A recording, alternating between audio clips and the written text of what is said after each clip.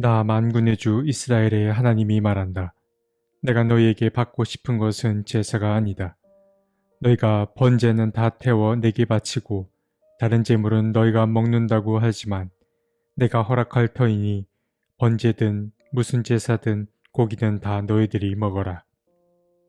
내가 너희 조상을 이집트 땅에서 데리고 나왔을 때에 내가 그들에게 번제물이나 다른 어떤 희생제물을 바치라고 했더냐? 바치라고 명령이라도 했더냐? 오직 내가 명한 것은 나에게 순종하라는 것. 그러면 내가 그들의 하나님이 되고 그들은 나의 백성이 될 것이라는 것. 내가 그들에게 명하는 그 길로만 걸어가면 그들이 잘 될 것이라고 한 것뿐이지 않았더냐. 예레미야서 7장 21에서 23절 말씀. 예레미야 7장에도 유다 백성들을 향한 하나님의 침노하는 마음이 드러납니다. 먼저 주님은 예레미야를 향해 성전으로 들어오는 유다 사람들을 가르치라고 명합니다. 이 가르침 안에 성전의 참된 의미가 담겨 있습니다. 4절에서 먼저 주님은 허울뿐인 말을 조심하라고 경고합니다. 주님은 이것이 주님의 성전이다, 주님의 성전이다 라는 이 말을 의지하지 말라고 말씀하십니다. 이 말은 곧 눈에 보이는 것이 전부가 아님을 우리에게 알려줍니다. 그러니까 이 말씀 안에는 성전은 하나의 건물이나 건축물이 아니라는 뜻이 담겨 있습니다. 그래서 주님은 진정한 성전이란 무엇인지를 알려주십니다. 주님께서는 성전이란 곧 백성들의 생활과 행실이 선행되는 곳이라고 말씀하셨습니다. 이어서 주님은 이 말씀을 풀어서 설명해 주시는데 주님은 만약 너희들이 이러한 것들을 지킨다면 성전에서 함께 살겠다고 말씀하십니다. 주님이 바라는 것은 다음과 같은 것들입니다. 모든 생활과 행실을 참으로 바르게 고치고 참으로 이웃끼리 서로 정직하게 살면서 나그네와 고아와 과부를 억압하지 않고 이곳에서 죄 없는 사람을 살해하지 않고 다른 신들을 섬겨 스스로 재앙을 불러들이지 않는 것입니다. 주님은 만약 너희들이 이처럼 삶을 바꾼다면 너희도 이 성전에서 살게 할 것이고 주님도 이 성전에서 함께 살겠다고 말씀하십니다. 우리는 이 대목을 통하여서 주님은 가난한 자를 돕고 이웃을 사랑하며 하나님 외에 다른 신을 섬기지 않는 것이 곧 하나님이 기뻐하시는 이름을 알 수 있습니다. 그리고 주님은 또한 이러한 것들을 지키는 이들과 함께 머무다는 사실도 알 수 있었습니다. 그러니까 우리는 이 구절을 통하여서 성전은 하나의 건물이 아닌 하나님의 뜻을 실천하는 사람들임을 알 수 있습니다. 우리는 이 말씀을 진지하게 받아들여야 합니다. 하지만 유다 민족은 이러한 가르침에는 관심이 없고 오직 무익한 것만 의지할 따름입니다. 주님은 그들이 저지른 악행을 아주 상세히 알려주십니다. 유다 민족은 도둑질하고 사람을 죽이고 음행했습니다. 그리고 거짓 맹세를 하고 바알을 비롯한 다른 신들을 섬겼습니다. 그들은 주님이 미워하는 일만 저지르고서 성전에서 우리는 안전하다 하고만 말했습니다. 그런데 유다 백성이 어긴 항목들을 우리는 어디선가 본 적이 있습니다. 바로 십계명입니다. 그들은 십계명 가운데의 5계명을 어겼습니다. 십계명 가운데 절반을 어겼다는 것은 유다 민족이 절반의 믿음만을 가진 것과 다름없습니다. 하지만 주님이 바라시는 것은 절반의 믿음이 아닙니다. 주님은 완전하고 온전한 믿음을 바라셨습니다. 11절은 우리에게 익숙한 구절 중 하나입니다. 주님은 유다 백성을 향해 그래, 내 이름으로 불리는 이 성전이 너희의 눈에는 도둑들이 숨는 곳으로 보이느냐? 여기에서 벌어진 온갖 악을 나는 똑똑히 다 보았다. 라고 말씀하십니다. 이 말씀을 우리는 예수를 통해서 들은 바가 있습니다.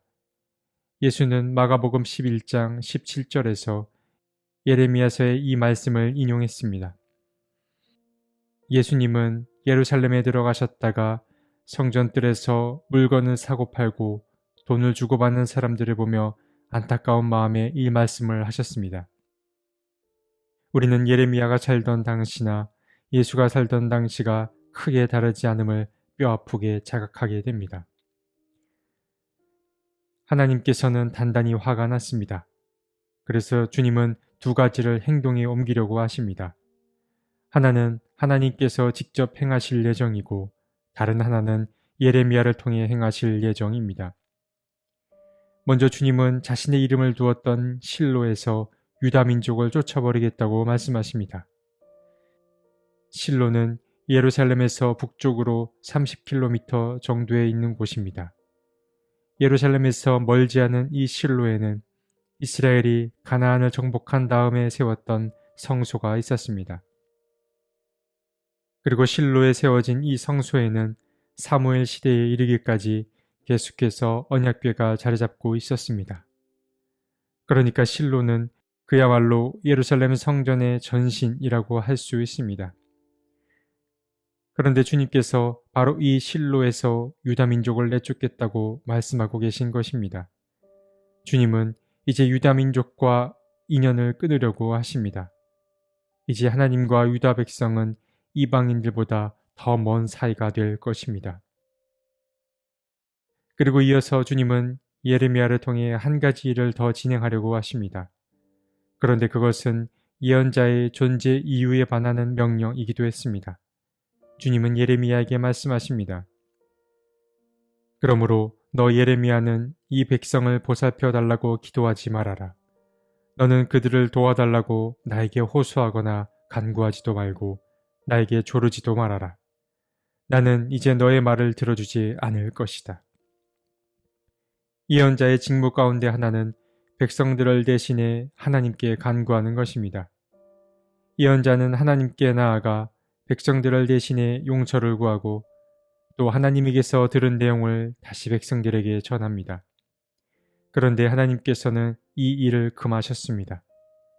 주님은 하나님을 잊고 우상 숭배에 빠진 이들로부터 완전히 등을 돌리겠다 말씀하고 계신 것입니다.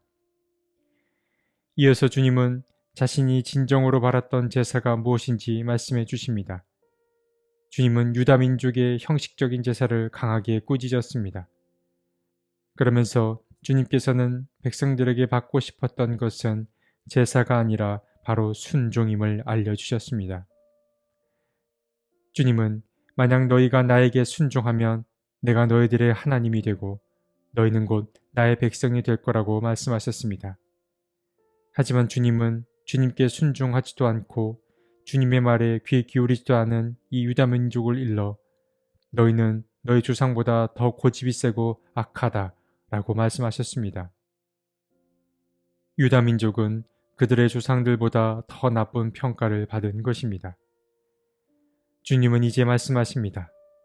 머지않아 심판의 날이 올 것인데 그날이 오면 이곳을 도벳이나 흰놈의 아들 골짜기라고 부르지 않고 오히려 살육의 골짜기라고 부르겠다 말씀하십니다. 도벳은 화덕을 가리키고 흰놈의 아들 골짜기는 지옥을 가리킵니다. 그러니까 도벳이나 흰놈의 아들 골짜기는 모두 지옥을 상징한다고 볼 수 있는데 하나님은 유다 땅을 이보다 더 고통스러운 공간이 되게 하겠다 말씀하고 계십니다. 이제 예루살렘과 유다는 황무지가 되고 말 것입니다. 오늘 말씀에서 우리는 진정 하나님이 바라는 것이 무엇인지 알 수 있었습니다. 특히 성전과 제사에서 주님의 마음이 잘 드러났습니다. 먼저 성전은 건물이 아님을 우리는 알 수 있었습니다.